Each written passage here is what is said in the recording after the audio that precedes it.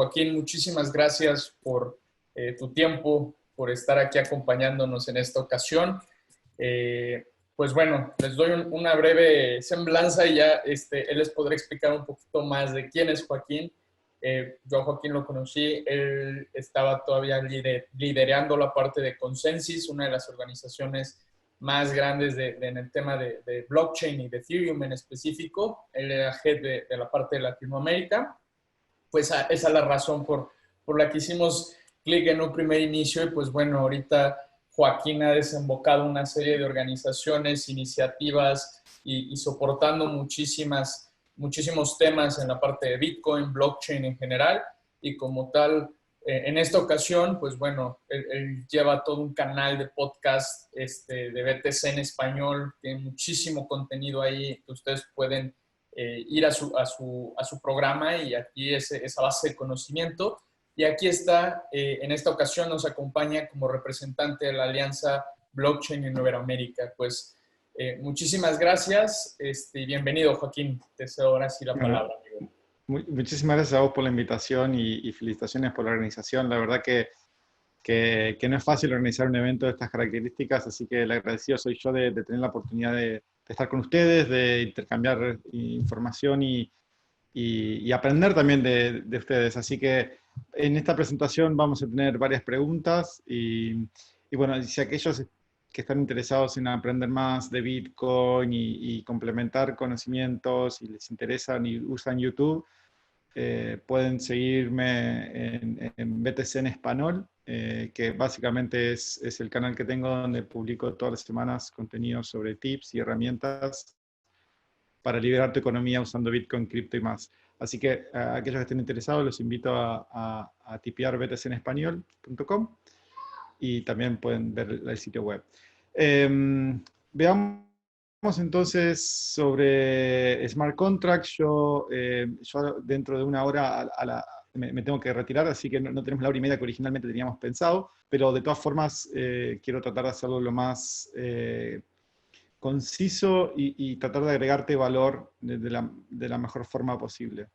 Así que vayan escribiendo sus preguntas en la sección de preguntas y respuestas y cuando lleguemos a esa parte voy a revisar las preguntas y las respuestas y ahí las voy a leer. Bien, como recién comentaban, yo soy parte de la Alianza Blockchain Iberoamericana, que es una organización, es una comunidad de comunidades, así que aquellos que estén interesados en aprender más, les recomiendo que visiten alianzablockchain.org y puedan buscar más información sobre lo que hacemos, las actividades educativas, principalmente bueno, ahora con el tema del COVID, y también antes organizábamos eventos físicos, pero básicamente esta alianza está organizada por las diferentes comunidades en diferentes países. Está la ONG de Bitcoin Argentina, está la Blockchain Monterrey, está la de Bitcoin Chile, está la de Blockchain España, etc. Así que es bastante interesante esta organización. Ahora sí, comencemos y vayamos a la primera slide. ¿Qué vamos a hablar hoy? Vamos a hablar sobre lo que son los contratos inteligentes, vamos a hablar también en particular sobre Ethereum, sobre lo que es la EVM o la máquina virtual de Ethereum. Vamos a ver algunos casos de usos y cuál es la situación actual del ecosistema. Una aclaración antes, hay algunas slides de esta presentación que tienen quizás algún tiempo y yo les voy a hacer las observaciones sobre los cambios o cuáles son las cosas que han cambiado respecto a estas slides en estos últimos meses y años. Bien, vayamos a la primera parte, que es la parte de contratos inteligentes. Pero antes que nada, veamos por qué hace que Bitcoin sea tan especial. Y por lo que he visto en la agenda, ya estuvieron participando de charlas sobre Bitcoin, así que lo quiero hacer bastante rápido. Básicamente lo que hace tan especial a Bitcoin es que es una red distribuida y que tiene ciertas funcionalidades que no existían en redes distribuidas anteriormente. Una de ellas es que se utiliza la criptografía para poder identificar a los participantes, identificar las transacciones, etc. También hay un protocolo de consenso, y este protocolo de consenso es un punto clave para lograr de que todas las computadoras dentro de la red estén viendo la misma película, estén viendo las mismas transacciones y toda la misma información. Y blockchain es, aquí está como DLT. A mí me parece importante hacer esta distinción en que están las DLTs, que son las Distributed Ledger Technologies. Estas DLT es un grupo grande de tecnología, ¿sí? Es un grupo grande. Y dentro de este grupo grande están las blockchain. El mismo que DLT es un grupo más grande. Entonces, un grupo particular de estas DLT es el estilo blockchain.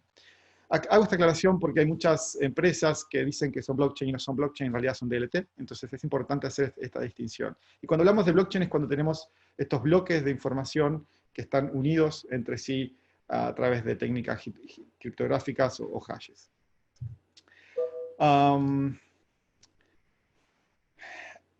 ¿Cuáles son los beneficios de una red distribuida? Y básicamente, como les comentaba antes, es que al ser una red distribuida y al ser pública, lo que es fundamental es que sea posible de que esta red pueda operar sin necesidad de que haya una persona de que lo dé de baja o que lo censure. Entonces, es importante que estas características de Bitcoin realmente se puedan mantener en el tiempo, y Ethereum particularmente también busca tener estas características. Me imagino que ya vieron la distinción entre lo que son las blockchain públicas y las blockchain privadas. Tanto Ethereum como Bitcoin son blockchain públicas, ¿sí? Es decir, que cualquier persona puede ingresar. Lo interesante también de este tipo de redes es que son inmutables, es decir, que la información que se guarda no se puede eliminar. Y esto tiene sus pros, y para ciertos casos de usos no es tan sencillo, y quizás blockchain no es necesario. Pero de alguna forma, esta tecnología permite que la información que uno cargue no se pueda cambiar. El otro punto, como decíamos antes, es que está distribuido, es decir, que si en un país, en China, cortan Internet y se aísla, o en Estados Unidos, por decir un ejemplo, un país, la red sigue funcionando, ya que es distribuida en todo el mundo.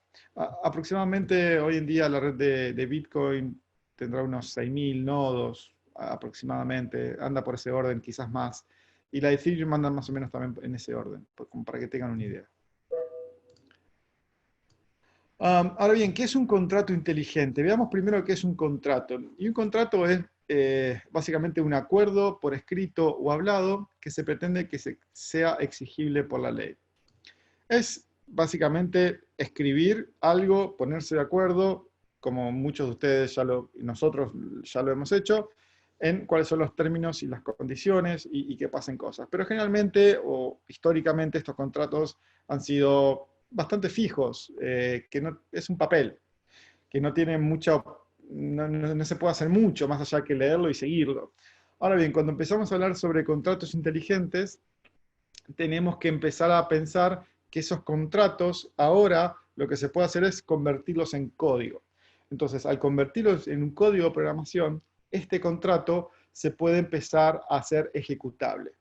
Es decir, que le podemos enviar inputs y obtendremos a través del procesamiento de ese contrato, con ese input, tenemos outputs y tenemos resultados que surgen a partir de ese procesamiento. Entonces, esta idea de contrato inteligente la trajo Nick Szabo allá por la década del 90, si mal no recuerdo, en un artículo que él publicó, y, y, y se empezó a utilizar mucho más dentro de la industria, y cuando surgió Ethereum, el nombre que se empezó a utilizar fue este de contratos inteligentes. Pero básicamente es un pedazo de código, y ahora vamos a ver un ejemplo. ¿Tienen alguna pregunta hasta acá? A ver, me voy a la sección de preguntas. dos preguntas por lo que veo. Bien, una pregunta. Desde el vamos, ¿cuál es la diferencia entre un contrato auditado y no auditado? Bien, excelente. En China, que se maneja la compraventa de Bitcoin, entiendo que el Internet está limitado y no se puede acceder a sitios fuera de China. ¿Cómo funcionan esos códigos para representar el contrato? Ahora, Daniela, vamos a ver un ejemplo. Gerardo, muy claro, gracias. Vamos entonces con la primera pregunta. ¿Cuál es la diferencia entre un contrato auditado y no auditado? Un contrato auditado es un contrato en el cual se le generan, hay como, es todo un tema dentro de la industria y hay ciertas empresas que se dedican a hacer auditorías a contratos inteligentes. Entonces, cuando se habla de auditorías a contratos inteligentes, que se le hacen ciertas revisiones para evitar de que puedan ser hackeados. Estas revisiones, yo no soy developer, no conozco al detalle qué revisiones se le hacen, pero sí que hay una serie de buenas prácticas dentro de la industria que es importante que el contrato inteligente las tenga para que una vez que se publique no pueda tener errores. Hace algunas semanas pasó algo parecido con una empresa en el cual empezó a recibir fondos, de un día para otro recibió 40 millones de dólares y resulta que tenía un bug ese contrato y de repente esos fondos, no recuerdo bien si se perdieron o se les pidió a la gente que lo retiren, pero no lo podían retirar. Bueno, hubo un problema que es parte de la experimentación, pero también es importante entender que la comunidad de developers va madurando y cada vez estos errores van a ser menos, o es de esperar que sean menos, porque la comunidad madura, cada vez saben de que cada vez que querés publicar un contrato que sea relacionado con el manejo de dinero, o de mucho dinero y de funciones financieras, es importante de que estén auditados y que tengan las buenas prácticas aplicadas. En China se maneja la compra-venta de Bitcoin. Entiendo que el Internet está limitado y no se puede acceder a sitios fuera de China. En realidad uno puede intercambiar Bitcoin hasta incluso sin necesidad de Internet. Es un poco más complicado porque necesitas verte personalmente o confiar en alguien que te envíe el dinero, bueno, pero puede, China tiene como su propio ecosistema, así que por lo que entiendo hay muchos mineros en China y seguramente no deben tener ningún inconveniente, si no sería una traba para ellos. Gracias, Daniela. Todos los nodos tienen la misma información, por eso puede funcionar la red aunque un nodo caiga. Exactamente, por eso estamos hablando de bloques de información. Cada uno de estos nodos contiene una copia de los bloques. Entonces, si tú tienes una computadora, tú tienes una copia de la blockchain, de la cadena de bloques. Yo también. Y todos los nodos tienen una copia de esa blockchain. Entonces, si se cae tu computadora, la red va a seguir funcionando. Si se cae la mía, la red va a seguir funcionando. Es normal que no se vea la presentación. Lo que pasa es que, a ver si puedo. No puedo Es que ver. ahí estás en la sección de preguntas y necesita abrir la otra pestaña. Ahorita está respondiendo preguntas tal cual. Sí, exacto, lo que puedo hacer es sacar las preguntas, o mejor dicho, a ver, así, y estar así. Puedo hacer esto si quieren. Ahí va. Ah, bien, ¿podría un contrato hackearse para modificar una cláusula, por ejemplo? El contrato en per se no se puede cambiar. Lo que sí se pueden hacer es hacer modificaciones y referenciar. Si yo tengo una versión de un contrato y resulta que hay una actualización y un update, lo que voy a hacer es publicar un nuevo contrato que haga referencia a que este contrato ya queda como no utilizado y todos los inputs que vengan para este contrato los derive para el otro contrato nuevo. Bueno, me gustaría seguir, porque teníamos un montón de preguntas, pero bueno, para expedir contratos inteligentes entre dos partes con bloque debo de tener alguna autorización del Gobierno de México. Bueno, ese es un punto muy importante. Para que toda esta magia funcione, no solamente es necesaria la tecnología per se, es necesario que también se acompañe por las instituciones, porque si no hay instituciones que adopten o que validen de que estas tecnologías sirven, es muy difícil que esto pase a una implementación masiva. Y la pregunta podría ser la siguiente también. Podríamos volver a la época pre-internet y decir, bueno, antes en ese momento los contratos se hacían con papel y es como decirle, bueno, y ahora el contrato se puede hacer por la computadora. Y bueno, hasta que el gobierno diga, ok, se hace, se acepta que se haga en la computadora, la tecnología ya existía, pero en estos casos, sobre todo para contratos con gobierno, es importante eh, que también haya un respaldo por parte de las instituciones y ese es uno de los mayores frenos desde mi punto de vista. Sobre Congreso Inteligente, soy abogado y me gustaría conocer más sobre este tema. ¿Dónde puedo educarme sobre Congreso? Hay un montón de información, parte de este curso es para eso. Así que espero poder ayudarte en esto, pero si googleas cursos de Ethereum, contratos inteligentes, hay muchísimo. Hay uno de un amigo que está publicado, Federico AST, que es puntualmente para abogados y está creando una plataforma para resolver disputas. Bueno, vamos a continuar con la presentación y después seguimos, ¿sí? Muchas gracias por las preguntas. A ver, la parte número 2, veamos a Ethereum.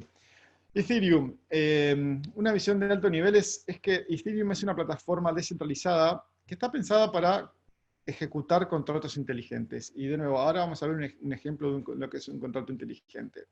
¿Qué significa esto? Básicamente es, imaginémonos que nosotros ahora somos 196 participantes, ¿sí? Imaginemos que nosotros, 196 participantes, todos tenemos una computadora, ¿sí? Todos tenemos la computadora que me están viendo ahora en este momento. Ahora bien, imagínense que cada uno de ustedes tiene un pequeño software guardado en esa computadora que es el mismo para todos, ¿ok? Entonces, ese software es lo que se llama la EVM o la Virtual Machine, o la máquina virtual de Ethereum. Y en esa máquina virtual es como que si fuera un programita, ¿sí? Tenemos acceso a la blockchain de Ethereum y podemos emitir contratos y podemos ver qué es lo que está pasando en la blockchain de Ethereum, ¿sí? Entonces, básicamente eso es Ethereum a muy alto nivel. Es que todos los que estamos participando dentro de esta red podemos empezar a ver qué es lo que está pasando dentro de la red de Ethereum. Y lo interesante de esto es que lo que sucede es que hay lo que se llama un cambio de estado. Y ahora les voy a decir un ejemplo. Y esto es algo que es distintivo respecto a Bitcoin en particular. ¿Qué pasa? Si yo tengo un contrato inteligente, y de nuevo ahora vamos a hacer un ejemplo, envío una transacción, lo que sucede cuando se envía esta transacción es que hay un cambio de estado. Este contrato cambia del estado inicial al estado final. Eso es muy importante que lo tengas en cuenta. Se computan los cambios de estado. Y a su vez es necesario, para poder procesar todo esto, la red de Ethereum tiene su propio criptomoneda que se llama Ether. ¿Sí? No se llama Ethereum, se llama Ether. Entonces, el Ether es necesario para poder correr y poder ejecutar y poder incentivar a que la red funcione. ¿Cómo es un poco la historia? Esta persona, Vitalik Buterin, que está aquí a la derecha, tuve la oportunidad de conocerlo a él y estar en varios eventos. De hecho, estuve cuando se hizo el lanzamiento de Ethereum en el North American Bitcoin Conference en enero de 2014. Y básicamente, él venía trabajando mucho en Bitcoin, haciendo publicaciones y demás, y empezó a ver las limitaciones de Bitcoin, ¿no? De que Bitcoin realmente hace muy pocas cosas, pero las hace muy bien. Y eso es que básicamente es poder administrar y poder intercambiar valor utilizando la tecnología de Bitcoin. Ya sabemos que es inmutable, que es incensurable, seudónimo, sin punto central de falla, etc. Y lo que dijo Vitalik, y es una idea que en realidad no la creó él, o sea, es una idea que ya venía desde antes, incluso, de decir, bueno, ¿por qué no utilizamos esta tecnología para no solamente intercambiar valor, sino poder empezar a correr programas o a empezar a ir un paso más en términos de complejidad? Y ahí es cuando Vitalik Buterin con otras personas, Vitalik fue como el ideador y después se fue sumando gente, crearon Ethereum, hicieron el white paper y lo publicaron, lo hicieron público en enero de 2014 y a fin de 2014 se hizo el ICO, y creo que a 6-7 meses empezó a salir la primera versión. ¿Quién ganará? Bueno, yo la verdad que no estoy tan de acuerdo con con este slide de quién ganará y si va a haber un solo ganador. Es más, yo lo que creo es que van a coexistir. Incluso ahora se están creando nuevos sistemas que corren por sobre la blockchain de Bitcoin que procesan contratos inteligentes. Hay una que se llama Rootstock o RSK que procesa contratos inteligentes. Básicamente lo mismo que Ethereum, pero en vez de utilizar su propia criptomoneda como lo hace Ethereum, utiliza Bitcoins como back. Entonces, no es una cuestión de quién gana, es una cuestión de cómo las comunidades en todo el mundo lo van a empezar a utilizar y cómo van a interaccionar como un ecosistema de blockchains a nivel global. Entonces, a la izquierda podemos ver que en Bitcoin es el estándar de oro.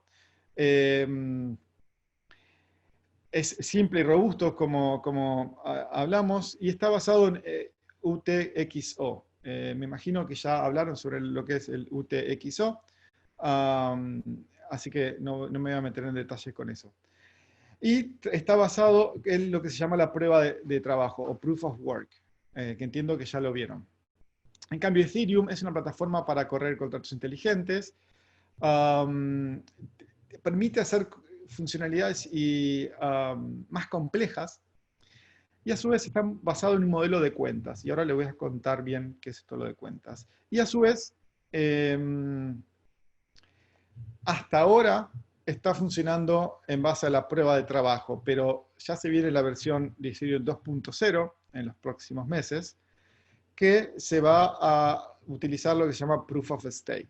Ya se están haciendo pruebas en la testnet, etc., y que utiliza otro mecanismo de consenso. Bueno, estos son detalles que están desactualizados, así que no les voy a dar mucho detalle. Y este es como la gran diferencia entre lo que son las cuentas del modelo de Ethereum y lo que es el modelo UTXO. Entonces, el modelo UTXO básicamente lo que permite es muy fácil poder ver el historial de las transacciones y cómo suceden las transacciones, porque el UTXO básicamente es que si yo quiero enviar una transacción, tengo que enviar todo. Entonces, si yo, por ejemplo, tengo 10 bitcoins y solamente le quiero mandar uno a Juan, yo en la transacción digo que mando un bitcoin, pero en realidad estoy mandando los 10 bitcoins, un bitcoin va para Juan y los otros 9 es como que vuelven a mi billetera. ¿Okay? Entonces eso permite ver la trazabilidad de una forma mucho más fácil, pero requiere una capacidad de almacenamiento de la información bastante alta porque es como que se guarda información duplicada. Y un tema importante es que esto lo que hace es que evita el doble gasto. Es decir, que evita que un Bitcoin sea gastado 2 veces. ¿Okay? Por otro lado, tenemos lo que son las cuentas en Ethereum. Y las cuentas en Ethereum lo que hacen es que tenés una dirección que en vez de tener todas las transacciones, lo que tenés es un balance. ¿Sí? Entonces es más fácil para buscar el saldo, y es más fácil de almacenar, es mucho más eficiente desde ese punto de vista. Existen dos tipos de cuentas. Un tipo de cuentas es una cuenta de propiedad externa, que básicamente es la cuenta que nosotros podemos crear cuando abrimos una billetera de Ether. Entonces tenemos una dirección, tenemos un balance, y es algo que cualquiera de nosotros vamos a tener cuando creamos una billetera de Ethereum o de Ether. Y después están las cuentas contractuales, que son un poco más complejas, y estas son cuentas creadas digamos, que tienen los contratos inteligentes. ¿Sí? Entonces, acá adentro podemos guardar el código de ese contrato inteligente, podemos guardar cierta cantidad de almacenamiento. Así que es un tipo de cuentas que es un poquitito más complejo, que está pensado para almacenar los contratos inteligentes. Una forma de ver estos contratos inteligentes es como que si fueran agentes autónomos. ¿Qué significa esto? Yo hago un contrato inteligente, ¿sí? Con una lógica determinada. Entonces tengo ese contrato inteligente con una lógica que quiero que suceda y lo subo a Ethereum, lo publico en la red de Ethereum. Entonces ese contrato inteligente se va a distribuir en toda la blockchain de Ethereum, en todos los nodos, y va a quedar ahí. Entonces, de ahí, y al otro día digo, bueno, ok, quiero utilizar ese código, ese contrato inteligente, por lo cual voy a mandar una transacción a ese contrato inteligente para que se ejecute y me dé un resultado. ¿Okay? Entonces es como que si fuera lógica, que yo lo guardo de una forma segura, y cuando quiera voy y lo llamo. ¿Okay? Entonces, por eso es que se llaman como agentes autónomos. También es como que hay 4 propósitos que se pueden utilizar estos contratos inteligentes. Uno es almacenar y mantener datos. ¿Sí? Puede ser interesante guardar cierta cantidad de datos. Hoy en día no se busca tanto almacenar muchos datos. Es decir, no se busca guardar la base de datos de documentos de identidad del país X. No. Esa información sería muy costosa guardarla dentro de la red de Ethereum, y se están desarrollando otras alternativas para que vos puedas guardar información de forma descentralizada, pero no me voy a meter en detalle con eso. El segundo punto es administrar el contrato de relación entre los usuarios desconfiados. Esto es básicamente un escrow o un intermediario. Entonces, por ejemplo, si yo quiero prestarle dinero a alguien, o quiero, por ejemplo, hacer un intercambio de Ether. Yo te quiero vender Ethers a vos, pero yo no confío en vos y vos no confías en mí. Entonces lo que hacemos es contratar un escrow o un contrato o un intermediario, que en este caso puede ser un contrato. Entonces yo mando mi dinero a este escrow, tú le mandas los Ethers, por ejemplo, a este contrato, y este contrato, cuando tiene las dos, los ejecuta y ambas partes pueden hacer esta transacción de forma más segura. El tercero es proporcionar funciones a otros contratos. Pueden ser como una biblioteca de software. Puede ser que haya un contrato que tenga cierta información, que se actualice todo el tiempo, y yo con mi contrato necesite esa información. Entonces lo que hago es llamo a ese contrato le pido la información del momento y la traigo. Entonces actúa como una función para mi contrato. Hay muchas veces que este tipo de contratos se pueden llamar lo que se llaman un oráculo. Pero bueno, ahora no me voy a meter mucho en eso. El cuarto punto es una autenticación más compleja, y eso entiendo que ya lo vieron, y es que se puede hacer una transacción multifirma. Es decir, que si somos 10 personas que estamos, o mejor dicho, hagámosla con 5. Somos 5 personas que estamos autorizados a hacer una aprobación, pero ya con 3 de 5 se puede hacer esa autorización o esa transacción, entonces se ejecuta. Eso en Bitcoin se puede hacer con las multifirmas, en Ethereum se puede hacer también, y es una forma más sencilla incluso. Y este es un ejemplo de un contrato inteligente. Acá esto es un contrato de apuestas. Acá se puede ver, está en inglés, es todo en inglés, así que no existe el código en otro idioma que no sea inglés. Y aquí yo, de nuevo, no soy developer, así que estoy estudiando este contrato en particular, y básicamente se hacen como diferentes definiciones, y aquí abajo lo que está en violeta es cuando se empiezan a ejecutar las funciones. La primera definición es la dirección. La dirección es pública del dueño, y después se definen las direcciones públicas de un jugador A y un jugador B y un oráculo. Y la unidad, el integer, me sale, es el outcome. Y después lo que se hace es lo que se define lo que es una apuesta, ¿no? Con un resultado, con un monto y con una inicialización. Y luego se hace un mapeo de que la dirección con las apuestas se hace una apuesta y la dirección con el integer se define, digamos, que es la ganancia, que es el ganador. Entonces aquí se ejecutan tres funciones, que es hacer una apuesta, ¿sí? El otro es hacer la decisión, y la decisión básicamente es confiar en el oráculo. Es decir, que si yo apuesto algo, el oráculo me va a informar cuál es el resultado, y en base a esa definición del oráculo, se va a definir quién es el ganador y cómo se ejecuta el monto, que es la tercera función, ¿sí? Esto es bastante simple. Si vos me decís, programame un contrato inteligente para una apuesta, yo no lo sé hacer, pero sí me parece importante que entiendas conceptualmente que los contratos inteligentes estamos hablando en este lenguaje, ¿sí? Si tú eres abogado, si tú eres contador, si te dedicas a cualquier otro tipo de actividad, si vos me preguntás algo, me preguntás qué recomendación te daría, es que empieces a entender estos códigos de programación. Yo soy el primero que levanto la mano y digo, es algo que me falta hacer.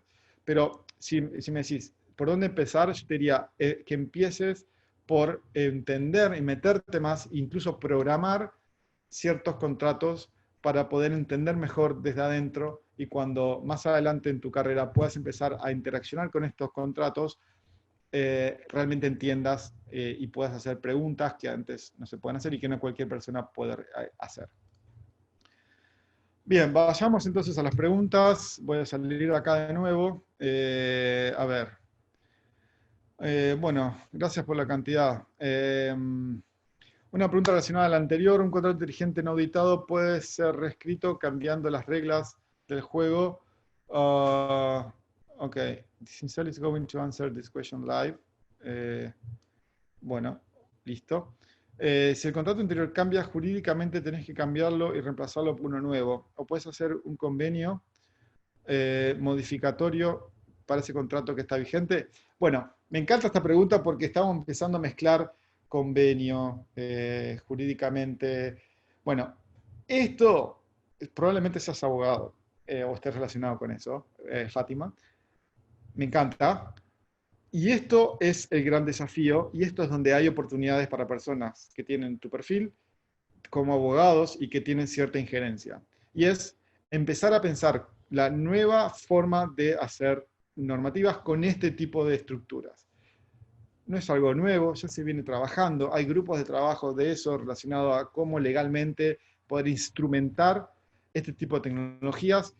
Yo no sé la respuesta a esa pregunta, pero definitivamente es un tema de debate y es cuestión de definir si hay abogados o un país que dice, ok, estamos de acuerdo con estas condiciones de que si un contrato inteligente pasa esto, esto y esto, cumple ciertas cosas, es cuestión de ponerse de acuerdo, ¿sí? ¿El código de los contratos está en cada uno de los nodos que tienen la EVM? Sí, efectivamente. Saludos, Joaquín. Gracias, Francisco. ¿Qué dApps o plataformas consideras que se pueden usar para tokenizar los servicios profesionales? Bueno, no te sé decir en este momento. Bueno, ahí te van a responder directamente. Cincel me aparece acá. ¿En qué lenguaje de programación se codifican los contratos? Bien, ahora vamos a hablar sobre eso, pero... ay, se me fue el nombre. A ver, lo voy a buscar aquí. Es Solidity. Solidity es el lenguaje de programación. ¿Sí?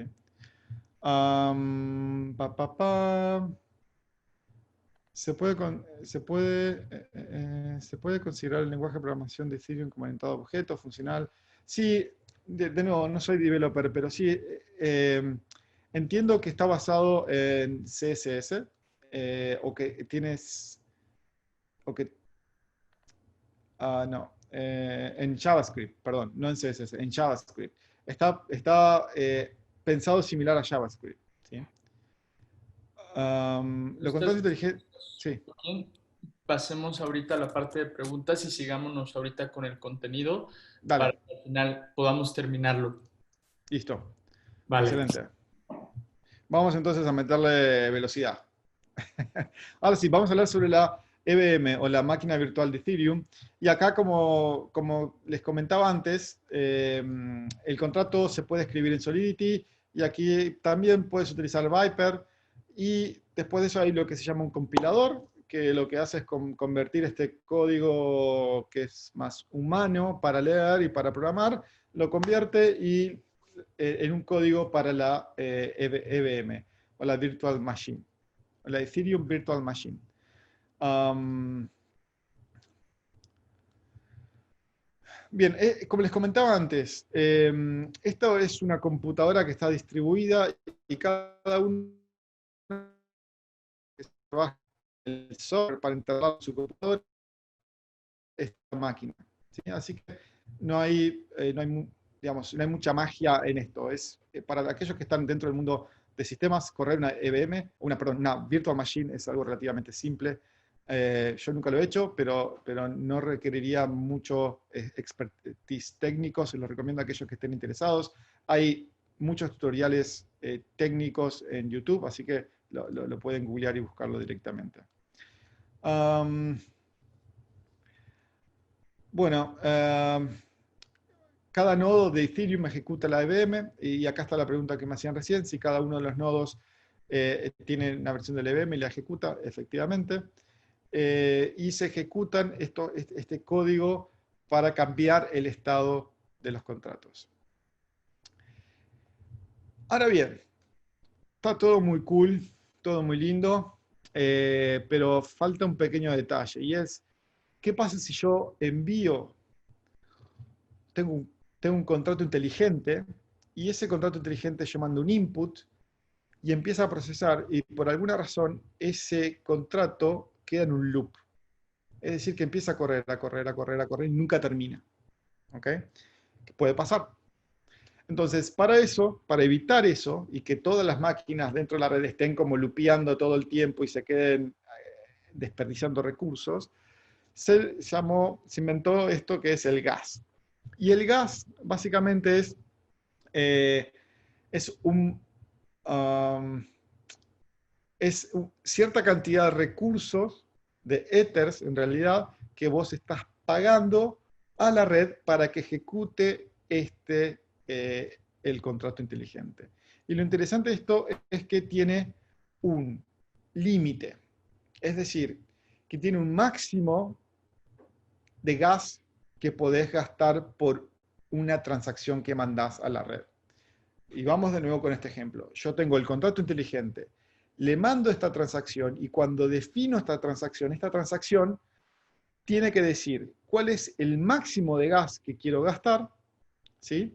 Y cuál es la tarifa de ese gas. Entonces, si yo en esta transacción, por ejemplo, estoy enviando un Ether, por decir, y le digo que el gas, el precio del gas sale una partecita, supongamos 10 Wei, ahora les explico qué es Wei. Wei es una unidad. Lo que va a hacer es, lo que tenemos que hacer es ponerle un límite a la cantidad máxima de gas que queremos gastar. Entonces, generalmente se utiliza 21.000 Wei. Entonces, lo que se hace es, se manda esta transacción.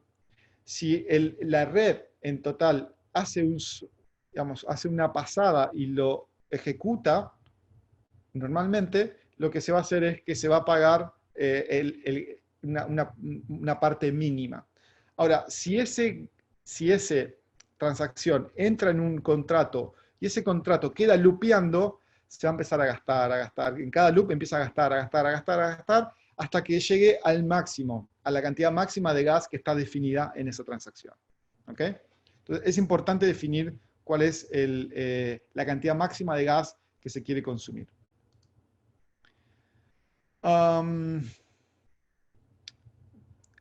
Otra forma de ver esto es que con la cantidad de gas que vos estás pagando es que estás comprando capacidad para, computacional dentro de la red. Hay un sitio web que se llama, a ver, acá, se llama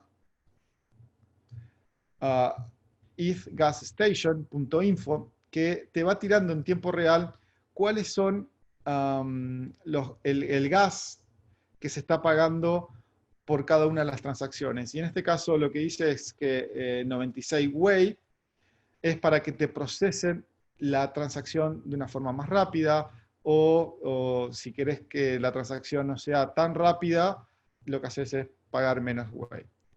¿Ok? Bien.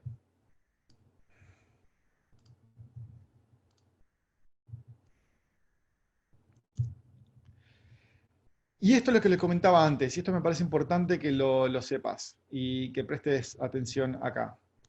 Esto es básicamente una representación de cómo cambia el estado, ¿sí?, de un contrato desde la situación inicial, que es la que vemos aquí a la izquierda, y cuál es el cambio que sucede cuando cambia el estado prima o state prima, aquí a la derecha.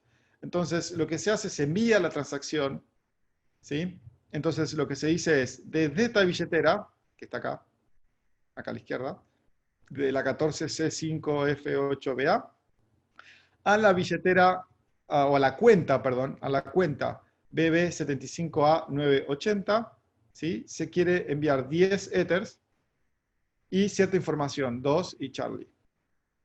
Entonces, y acá está la firma de esta transacción. Que esta firma de la transacción se hace cuando vos le das OK o cuando querés enviar la transacción, se utiliza la clave privada de tu cuenta. Entonces, cuando envías esta transacción, si se fijan, el estado cambia el estado inicial al estado prima. Y aquí, en vez de tener los 1024 Ethers que teníamos al comienzo, tenemos los 1014. Aquí, en la cuenta de destino, tenemos 5212, es decir, 10 más que al comienzo, y tenemos la información que se le agregó aquí a Charlie. ¿Ok? Sin embargo, dentro de esta situación hay otros contratos, hay otras cuentas, perdón, que no cambiaron, como por ejemplo el 892BF92F, no han cambiado desde el estado inicial al estado final luego de que se envía esta transacción. ¿Ok? Bien. Bueno, estas son algunas conclusiones sobre de que Ethereum no es para todo. Ethereum no trata de optimizar la eficiencia del cálculo. Como hemos visto en las blockchains, el procesamiento en paralelo es redundante. Hay formas, se están experimentando con diferentes blockchains para que este procesamiento y esta validación por parte de toda la red sea más eficiente. Y a su vez, digamos, es importante esto de los incentivos. Y esto es algo que es fundamental, sobre todo para las blockchains públicas. Y es lo que hace sentido en las blockchains públicas. Así que este esquema de incentivos que tiene Ethereum, que utiliza el gas para poder mantener la red. Y hay un tema y una diferenciación que quiero hacer acá respecto a Ethereum y a Bitcoin. Bitcoin, como habrán visto, tiene una emisión limitada de 21 millones de Bitcoins. En cambio, Ethereum Ethereum no tiene una emisión limitada. Tiene ciertos rangos que se emiten. Mejor dicho, por cada cierto periodo de tiempo se emiten cierta cantidad de Ethers, pero no hay un tope definido, ¿sí? Y eso es algo que siempre está en disputa entre los Bitcoin maximalistas y el mundo de Ethers. Yo creo que son dos experimentos diferentes. Una cosa es mejor para una cosa y otra cosa es mejor para ciertas otras cosas. Así que lo bueno es que nosotros como usuarios tenemos opciones y eso es lo bueno. Vamos a saltearnos entonces con la parte de preguntas. ¿Vamos a hacer el receso? No, creo que podíamos continuarnos porque después de tu charla ya hay un receso grande. Perfecto, buenísimo. Bueno, vamos, sigamos adelante con los casos de usos y lo voy a tratar de hacer rápido, así podemos ver las preguntas. Casos de usos básicos, activos inteligentes. Bueno, acá lo que se puede hacer es emitir tokens. Y esto es muy simple de hacer. Uno puede crear tokens mágicamente de la nada. Y para que sea una idea, no sé si ahora, hace un tiempo que no entro a la página de Ethereum, pero en la página de ethereum.org, hace algunos años y durante mucho tiempo, el primer tutorial para si te querías meter al mundo de Ethereum es crear tu propio token. O sea, si alguien te dice, vamos a crear el nuevo token, bueno, es muy simple, son 5 líneas de código. Así que crear un propio token desde lo técnico es fácil. Lo complicado es desde lo práctico y lo económico. Pero básicamente se pueden crear estos activos que son inteligentes porque pueden empezar a moverse y a gestionarse dentro de esta red de Ethereum con los contratos inteligentes. Después está el registro público, o como por ejemplo Namecoin, que podés registrar un dominio dentro de la red de Ethereum.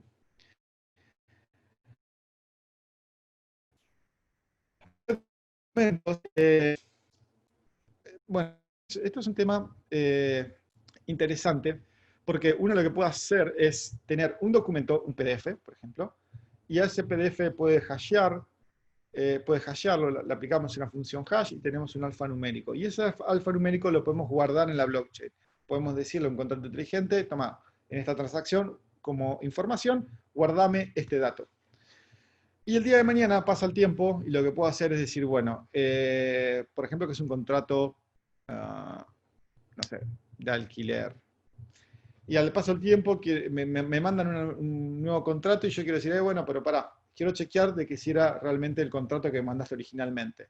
Entonces, lo que hago es a ese PDF nuevo, le aplico el hash y dado que si son los mismos archivos, me tendría que dar el mismo hash. Entonces, si no, si hay un punto de cambio, el hash es completamente diferente. Entonces, yo lo que puedo hacer es hacer eso.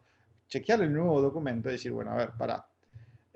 Vamos a aplicar el hash, le aplico el hash, tengo este alfanumérico y voy y lo comparo con el alfanumérico original. Y si son los mismos, es una forma de decir, ok, estos dos documentos, por más que hayan sido enviados hacia mí en tiempos diferentes, son los mismos. Otra es función de transición estatal. La verdad que no sé bien qué significa, pero básicamente lo que puedes hacer es empezar a tener como bounties. ¿Cómo funciona esto? Básicamente es hacer preguntas y respuestas y que la gente pueda... hola, Paulette. Ahí te sumaste. Y que la gente pueda decir, por ejemplo, necesito resolver este problema. Y para si alguien resuelve este problema, yo le doy como recompensa cierta cantidad de dinero. Entonces, hay una cierta competencia y si alguien resuelve ese problema, a través del contrato inteligente se ejecuta el pago para esa persona que resuelve ese problema. Este es otra de las opciones. Otros casos de uso son los títulos de tierras descentralizadas. Este es bueno, hay millones de casos en todo el mundo de tierras que han sido expropiadas con títulos falsos. Hay un experimento que se hizo en Colombia sobre tierras, conozco al equipo y han hecho un buen trabajo, aunque siempre, como les comentaba antes, de lo técnico esto se puede hacer, siempre está el hecho desde lo práctico, quizás lo político y el acompañamiento de las instituciones. Eso es algo que me parece que cada uno de ustedes que estén acá sean conscientes de esto y también se sumen y desde la posición que estén y desde el lugar que puedan tener control y dominio, que ayuden a que este tipo de conocimiento se siga promoviendo y se siga pasando a más personas para que podamos de alguna forma desde las instituciones poder empezar a utilizar este tipo de tecnologías que nos pueden facilitar muchas cosas. Lo de las tierras descentralizadas es un tema interesante que a su vez trae consigo otros problemas que hay que resolver. como por ejemplo el de la identidad. Cómo resolvés, cómo identificás a las personas que interaccionan en la blockchain, que son quienes realmente son. Y ese es un problema que va a venir siempre de la mano con cualquier tipo de casos de usos. Hay mucha gente trabajando en eso, pero no es el momento para hablar de eso en esta charla. Bueno, hablamos, esto es básicamente el mismo concepto. Hay varias pruebas, como decía, bueno, vemos que en Georgia, en Ucrania y en Suiza. Si se fijan, esta presentación es ya de hace un par de años, pero no hemos visto una adopción masiva y está relacionado con este tipo de desafíos que les comentaba antes. Vamos a saltearnos entonces las preguntas y veamos el otro que es un mercado de predicción. Básicamente es preguntar a la gente, en este caso, quién va a ganar la Copa del Mundo, y hacer unas apuestas. Entonces, un contrato inteligente puede administrar este tipo de lógica en el que decir, bueno, yo apuesto a que va a salir tal país, o el otro, o el otro, o el otro. Entonces, en función de la cantidad de gente que hace apuestas, el contrato inteligente hace sus propios cálculos y hace los pagos cuando, a través de un oráculo, se le informa a este contrato inteligente de que el campeón fue Argentina o Francia. Después están los mercados de predicción.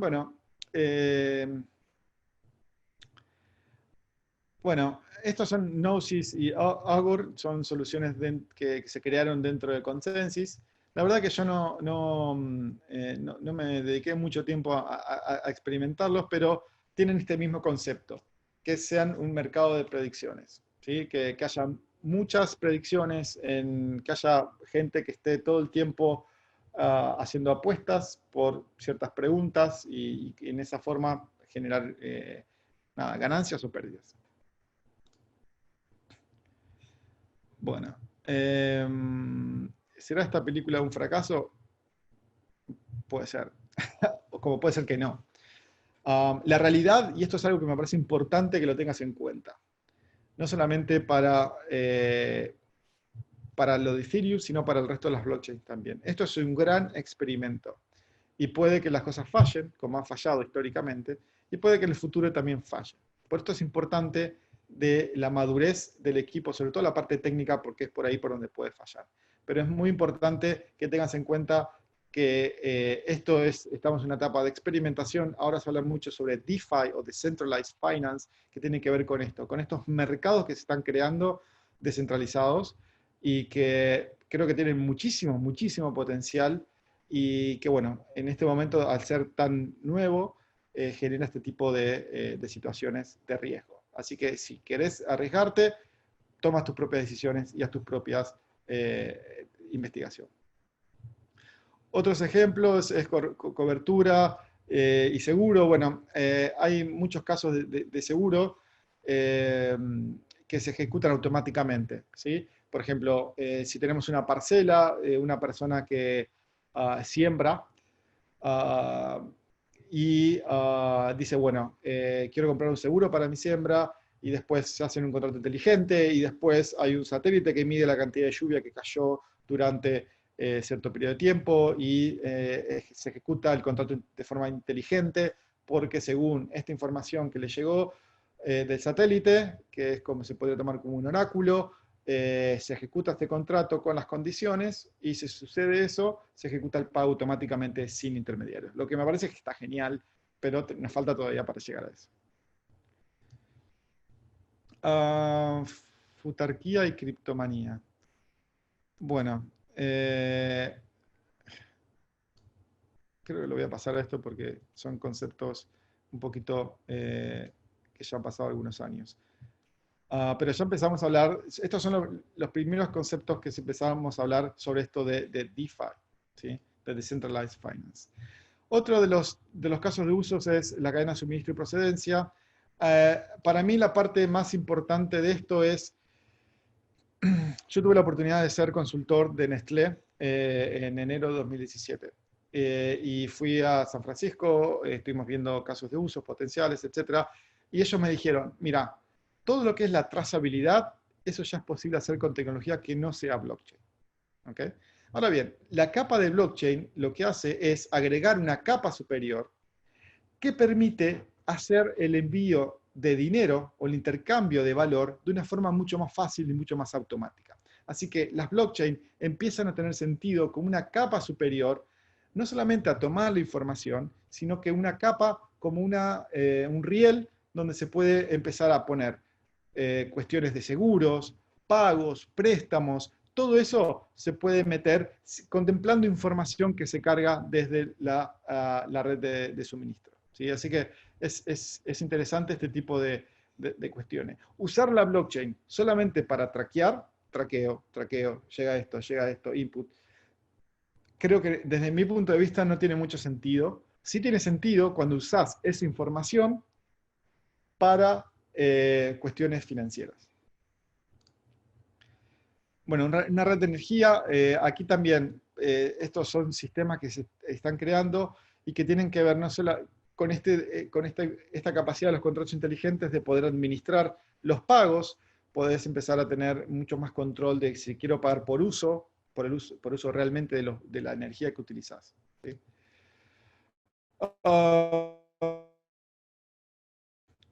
Bueno, acá ya vienen las preguntas. Comentarios, blockchain versus internet. La verdad que no sé qué significa esto. Creo que las blockchain, eh, creo que básicamente es una dentro de la otra, ¿no? O sea, las blockchain necesitan internet para funcionar.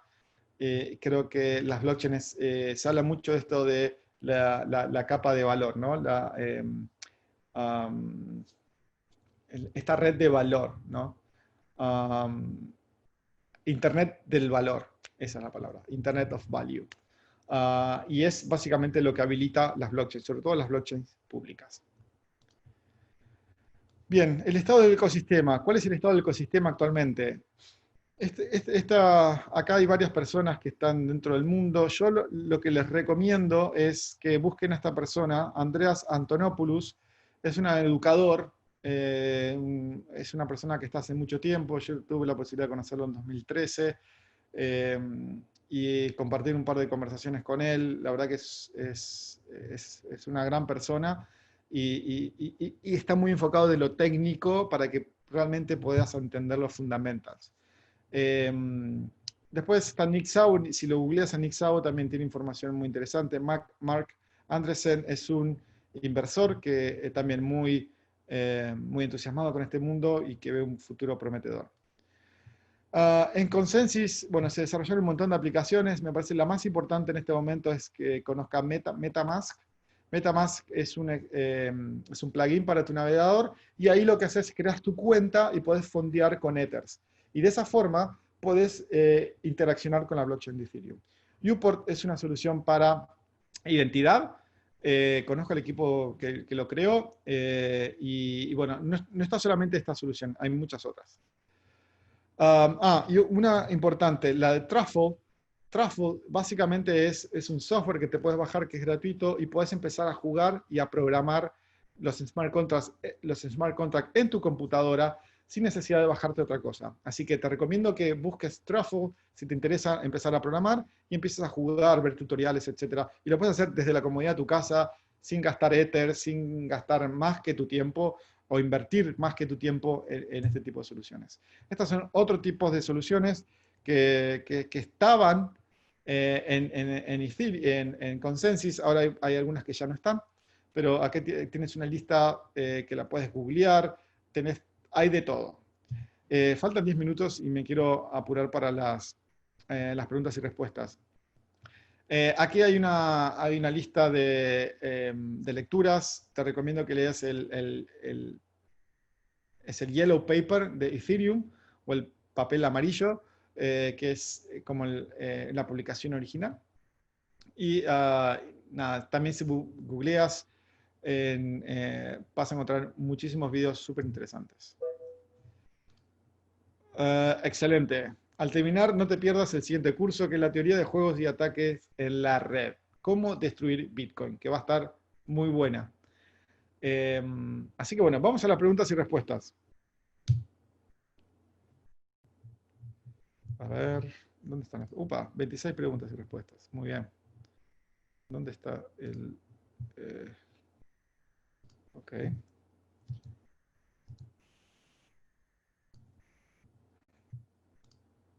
Ups, acá está. Bueno, veamos. ¿Cómo influye la autonomía de la voluntad en virtud de los que se puedan modificar o celebrar los contratos inteligentes? ¿Es necesario que las modificaciones versen en contratos inteligentes? Eh, sí, de nuevo, si hay modificaciones, lo que se hace es hacer una nueva versión del contrato inteligente y se hace referencia al contrato anterior. Sí, voy a ir bastante rápido, así puedo responder a todas.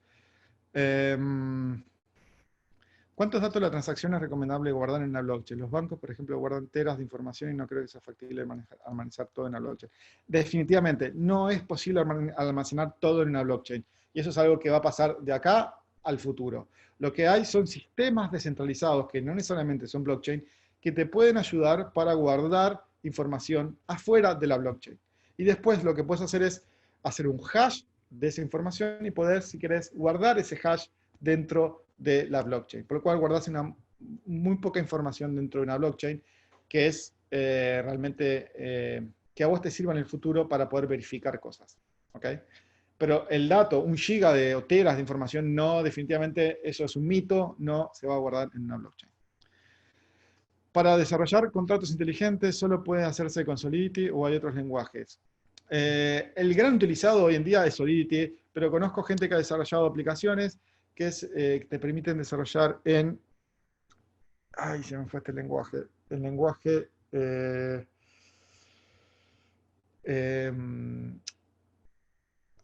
bueno, hay otras soluciones, no solamente el Solidity, ¿sí? Pero no son tan populares como el Solidity. Los contratos inteligentes pueden ajustarse para ejecutar órdenes en base a las condiciones establecidas, por ejemplo, pago de regalías en base a resultados. Definitivamente, sí, se puede hacer así. Eso estaría buenísimo. Me encantaría que sea así, sobre todo para los vendedores, para ese tipo de situaciones que siempre hay muchas disputas. El contrato laboral, les recomiendo también una aplicación que se llama Kleros, que Kleros.io creo que es, que te ver disputas, ¿sí? Vamos a ver si carga. Y está muy interesante, ¿sí? Decentralized, cortes descentralizadas. Kleros.io, se los recomiendo, hay mucha información, entren ahí. Sí, contrato laboral o cualquier otro contrato, antes de realizarlo, primero la autoridad lo tendrá que entender y asimismo implementarlo en la red. Porque ¿cómo le mandarías ante incumplimiento? Exactamente, definitivamente. Volvemos al punto este de la autoridad, de que tiene que ser validado por la autoridad. Si no, no tendría, por más que tengamos la mega tecnología con que mandemos contratos inteligentes a Marte, si no está autorizado para el funcionamiento, y esa es una de las grandes trabas, no sería posible. ¿Cómo se hace para que el costo de las transacciones ejecutables en la EVM sea estable y si el gas depende de la oscilación del Ether? En realidad el gas depende de cuán congestionada esté la red. Ese es un gran problema y con Ethereum 2.0 se intenta resolver. Y se busca tratar de que el costo de las transacciones sea lo más estable posible. Es un desafío, definitivamente. Sí. Capaz si el gas que se indica en la transacción no alcanza para ejecutarla. Bien, buen punto. Edgar, si el gas no alcanza para ejecutarla, lo que se hace es simplemente se vuelve la transacción a su cuenta original. Y no se ejecuta nada, no pasa nada, básicamente. Pero probablemente tengas que esperar un tiempo. ¿Okay? ¿Puedes programar y ejecutar contratos con pesos sin pasar por Ether criptos? No. Lo que tienes que hacer es tener la criptomoneda porque eso es básicamente el combustible con el cual a vos te permite poder procesarlo. Lo que sí, si quieres hacer pruebas y cosas, puedes hacerlo en tu computadora. Entra a Truffle.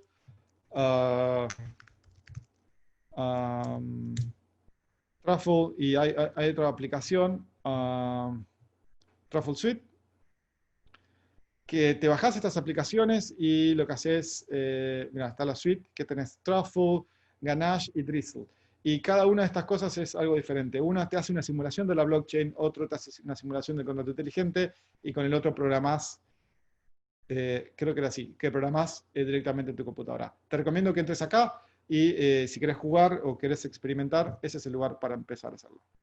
Bien, la cuenta de Ethereum es el análogo a la dirección de Bitcoin.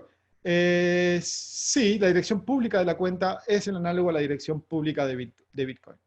Por lo cual, cada una de esas dos tienen sus claves privadas, ¿ok? ¿Sí? Eso es importante.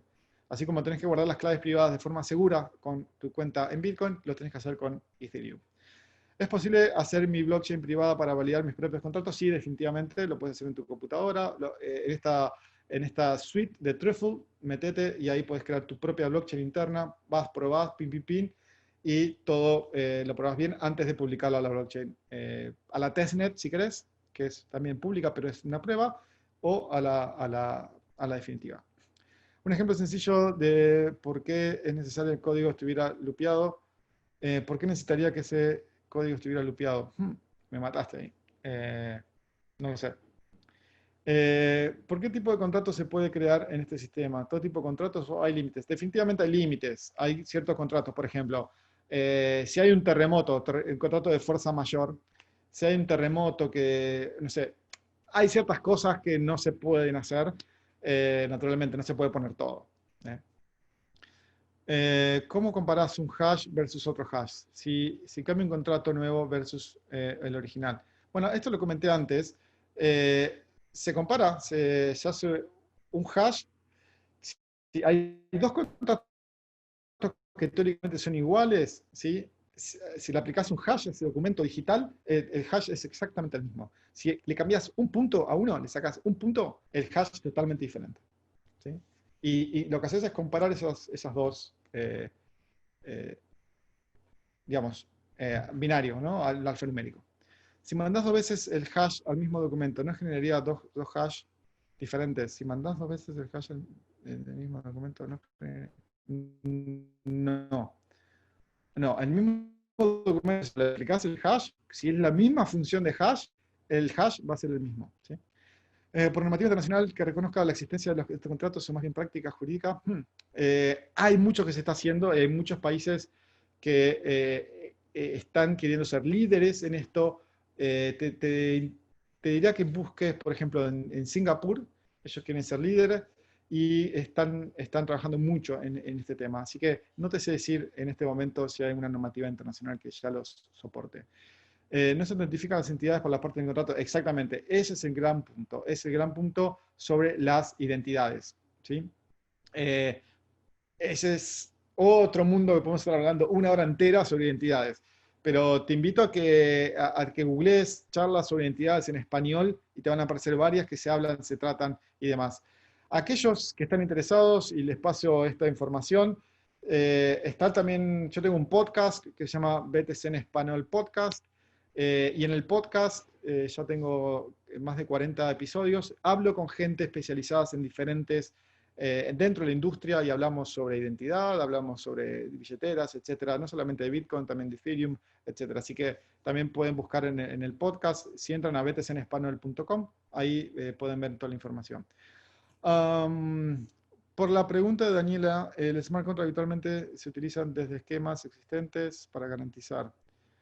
Sin embargo, la lógica específica de cada uno de ellos puede y debe ser adaptada para la necesidad. Para iniciarse el mensaje, puede partir por buscar información sobre ellos Solidity y su codificación. Excelente. ¿Qué es un oráculo? Creo que ya lo explicamos.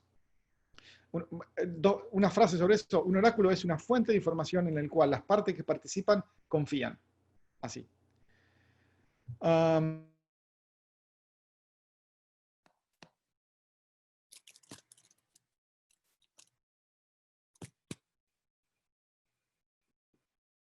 Para comprar y vender bienes de alto valor.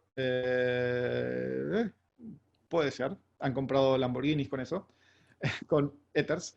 ¿Cuál es la opinión sobre Proof of Story? ¿Cuál es la diferencia? Proof of History, no sé. ¿Qué son las cryptonomics? Creo que las cryptonomics en ese momento se refería a lo que es lo que llamamos hoy en día DeFi. ¿Aplica alguna aplicación de IoT que puedes mencionar? IoT básicamente es la forma de obtener datos, Internet de las cosas, muchos sensores, ¿ok? Y quizás se pueden integrar con una blockchain donde guarde cierta información de la información que capturas. Eso es así. Caso de uso en el sector de energía, algo comenté. ¿Cómo es Chainlink dentro de la red de Ethereum? La verdad que no conozco mucho de Chainlink. así que no te sé decir. ¿Cómo los encuentro en redes sociales? BTC en español, si quieres, o naturalmente lo de la alianza, Alianza Blockchain.